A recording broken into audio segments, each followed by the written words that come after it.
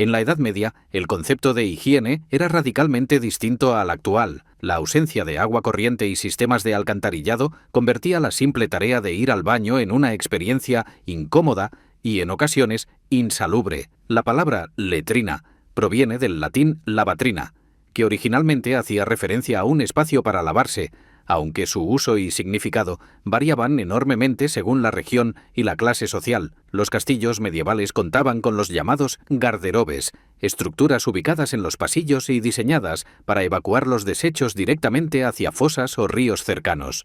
En las bulliciosas calles de París y Londres, las letrinas públicas se alzaban como precarias soluciones comunitarias, mientras que en el campo, la naturaleza era el recurso más accesible. Bosques, establos y hoyos excavados en la tierra servían como improvisadas áreas de desahogo. A medida que las poblaciones crecían, comenzaron a aparecer rudimentarias fosas sépticas, pero su mantenimiento era problemático y recaía en los gong farmers, trabajadores encargados de vaciar estos pozos de desechos. Su labor era una de las más peligrosas de la época, ya que la exposición constante a residuos aumentaba el riesgo de infecciones y enfermedades. Para los campesinos, la higiene íntima exigía creatividad y adaptación. Sin papel higiénico, se recurría a alternativas como paja, heno o hojas secas. Sin embargo, una elección errónea podía traer consecuencias desagradables. En las zonas boscosas, el musgo era una opción popular, mientras que los marineros utilizaban conchas y caparazones, un método que, si no se realizaba con cuidado,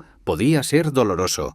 En regiones áridas se empleaban trozos lisos de madera o fragmentos de cerámica, que requerían precisión para evitar cortes. Para quienes carecían de recursos, la única solución era utilizar la mano izquierda y lavarse posteriormente, siempre que hubiese agua disponible.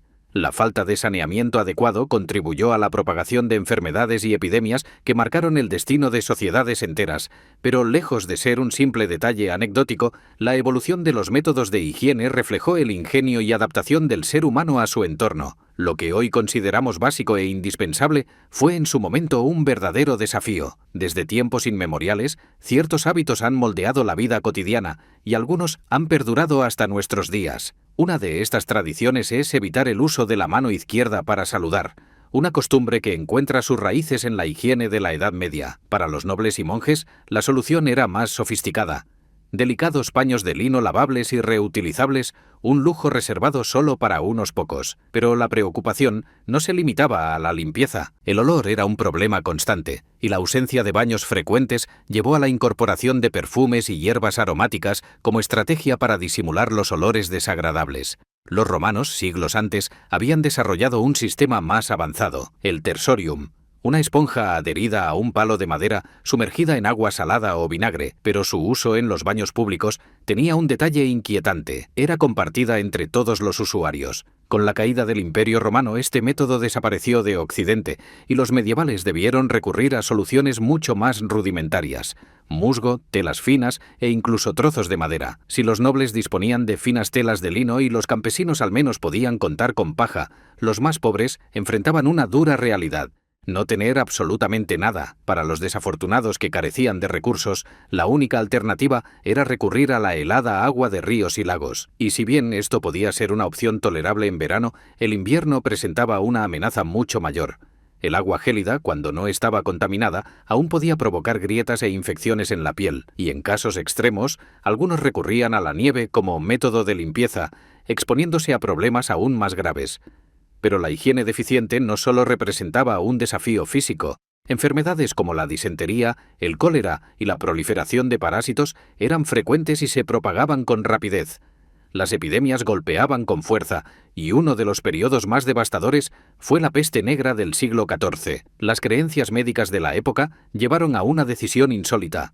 Se pensaba que la suciedad creaba una barrera protectora contra enfermedades, y por ello se recomendaba evitar el baño. Las ciudades medievales pronto se convirtieron en escenarios insalubres. Las calles eran verdaderos focos de infección y el hedor penetrante se volvía parte de la vida cotidiana. La falta de higiene afectaba incluso la vida social. Un campesino que desprendiera un olor demasiado fuerte podía ser excluido de la iglesia o hasta prohibido en las tabernas. Esta situación llevó a la aparición gradual de métodos de limpieza alternativos y perfumes improvisados, como bolsitas de hierbas que se cocían junto con la ropa para camuflar los malos olores. Mientras tanto, los nobles se esforzaban por evitar el contacto con la pestilente realidad que imperaba fuera de los muros de sus castillos. Para ellos, la limpieza de las letrinas y habitaciones recaía en los sirvientes, quienes desempeñaban una tarea ingrata pero esencial: eliminar los desechos para evitar que los malos olores se convirtieran en un peligro inesperado dentro de los baños de la nobleza. Hoy en día, el uso de baños públicos puede generar incomodidad, pero en la Edad Media, la falta de privacidad era absoluta. Las letrinas comunales eran un recurso habitual en las ciudades, y quienes las utilizaban debían resignarse a compartir el espacio sin más opción. Un recordatorio de que en la lucha por la supervivencia, la higiene medieval fue más un reflejo de la adaptación humana que de la comodidad. Las letrinas medievales eran espacios rudimentarios, lejos de la privacidad que hoy consideramos indispensable. Se trataba de simples bancos de piedra o madera con agujeros alineados, donde la gente compartía no solo el lugar, sino también conversaciones cotidianas. En plazas y tabernas, los baños abiertos para viajeros ofrecían una alternativa, aunque su mantenimiento dejaba mucho que desear. Pero más allá de la incomodidad, había un peligro inesperado: las explosiones en los baños. El sistema de alcantarillado primitivo dejaba los desechos acumulados en zanjas o fosas subterráneas, donde fermentaban y liberaban metano, un gas altamente inflamable. Un descuido, como encender una vela o arrojar una brasa encendida, podía desencadenar un estruendo medieval de consecuencias desastrosas. Existen registros de personas sorprendidas por explosiones repentinas mientras realizaban sus necesidades, un evento que convertía una acción cotidiana en un verdadero riesgo. Ante este panorama, la necesidad de una solución más higiénica se hacía evidente, pero pasarían siglos antes de que algo similar al papel higiénico moderno llegara al mundo. Si crees que el papel higiénico ha existido desde siempre, piénsalo de nuevo. Fue en el siglo XIV cuando China comenzó a producir hojas de papel específicamente para este propósito, pero en la Europa medieval la idea parecía innecesaria. Los habitantes de aquel tiempo ya estaban acostumbrados a métodos más rudimentarios. Los franceses, hacia el siglo XV, empezaron a utilizar paños suaves y perfumados, un lujo exclusivo de la nobleza. Los ingleses y alemanes, en cambio, se aferraban a sus tradicionales prácticas de higiene, recurriendo al musgo de heno o al agua corriente disponible en monasterios. Los monjes adoptaron un sistema similar al de los romanos, utilizando paños lavables de uso individual. Sin embargo, muchas personas aún creían que el contacto con la suciedad fortalecía el cuerpo contra enfermedades. El cambio comenzó de manera inesperada con la popularización de los libros impresos.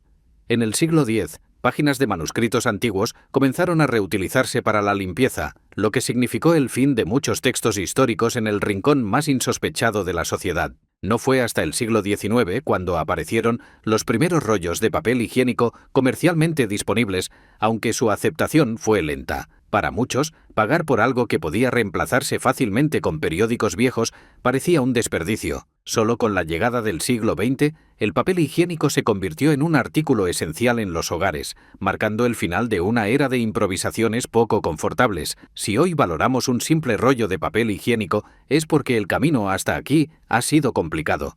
La creatividad y la adaptación fueron clave para que nuestros antepasados enfrentaran la higiene sin los recursos que damos por sentado. Ahora, para cerrar este viaje por la historia, imagina tener que elegir entre limpiarte con un trozo de cerámica o compartir la misma esponja con todos los demás. ¿Cuál sería tu opción medieval? Deja tu comentario y únete a la conversación. No olvides apoyar el canal con un me gusta y compartir este contenido si te ha parecido interesante.